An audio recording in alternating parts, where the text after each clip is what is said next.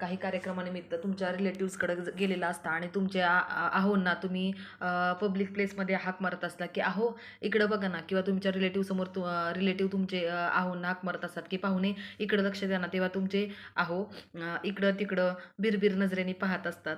तेव्हा नक्की असं का होतं किंवा ते गडबडल्यासारखे का होतात? कारण का आजकालची रियालिटी सांगते तुम्हाला की तुमच्या आहोंना किंवा तुमच्या नवरोजींना आहो-जावो बोलायची किंवा आहो-जावो ऐकायचीच सवय नसते. ती राहिलेलीच नसते. त्यामुळे पब्लिक प्लेसमध्ये गेलं तर तुम्ही असं सगळ्यांच्या समोर आवर्जून आहो-जावो करायचा प्रयत्न केला तर त्यांना नक्की कळतच नसतं की ही कोणाला हाक मारतीये किंवा ही कोणाला आहो म्हणते किंवा पाहुणे जरी म्हटलं तरी सगळ्यांना नावाने हाक मारून आहो-जावो करायची सवय असते. आजकाल जावयाला सुद्धा काही-काही जण पाहुणे म्हणतात, काही-काही जावई बापू म्हणतात, तर काही-काही जण नाव घेऊन आहो-जावो करतात. त्यामुळं आजकालचा हा फरक झालेला आहे. तर असंही तुमच्या बाबतीत घडतं का? नक्की कमेंट करून सांगा.